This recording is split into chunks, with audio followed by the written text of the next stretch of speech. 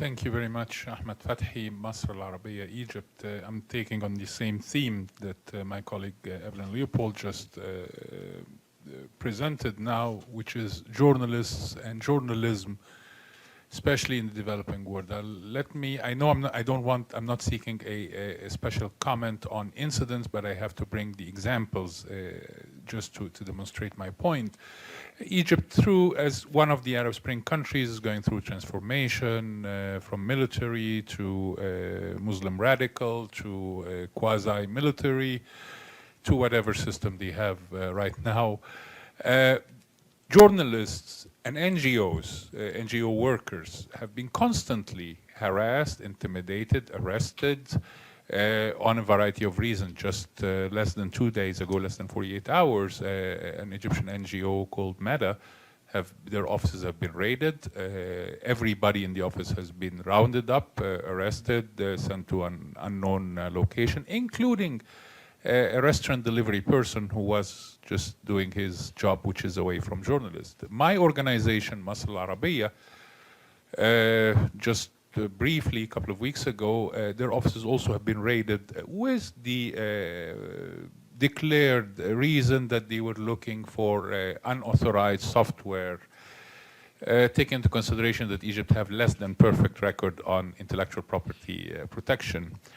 My question is, how can freedom of expression and journalists operating under such circumstances, and they are at large, the whistleblowers, can be protected, and what measures can be implemented, and how can you as a rapporteur investigate further these intimidations and harassments and unjustified arrests that are taking place almost on a constant basis? Hundreds of journalists are under arrest. Even lawyers, to a large extent, are also, just today, 200 lawyers have been arrested because they're defending the wrong persons from the Egyptian regime perspective. Thank you. So, thank you for the question.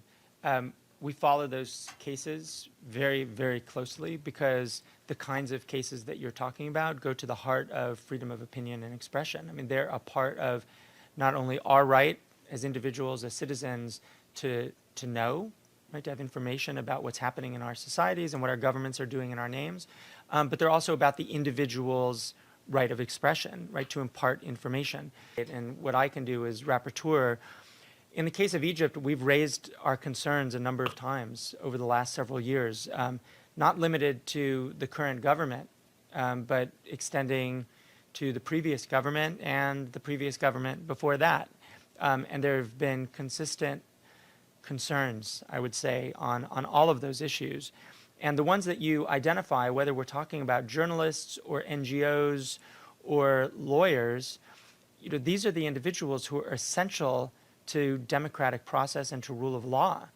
And I hope that individuals, whether it's journalists like you or others, bring these to our attention so that we can raise them directly with governments. We have a process where we communicate directly with governments through what's initially a confidential process, but then those communications get reported to the Human Rights Council and are therefore public afterwards. Our hope is to engage in a dialogue with those governments. We often don't get responses to our communications and to our concerns and to our questions. That has, I think, encouraged us to issue more public press statements, which we've done. We did in the case of Egypt just within the last few months after the sentencing of 3 journalists who were subsequently pardoned, but we raised concerns. And so that's the mechanism that I hope can be used. I mean, our hope is to raise these kinds of issues with governments of all kinds, and we do with all kinds. We've raised them with governments that have firm rule of law environments and governments that you might say are authoritarian. And I think one general point is that all of the protections that we talk about that are in my report, or that we might talk about in the case of protection of journalists or others, is they rely upon an existing foundation of rule of law. And that's a kind of a prior that needs to be established even before we're talking about the specific protections. And my hope is that states and governments that are in transition move very quickly to having rule of law and to understanding that these kinds of protections are essential to transition. They're essential to building stable governance. They're essential to building public participation, and that they move in that direction quickly. And part of our role, I think, is to encourage that kind of move.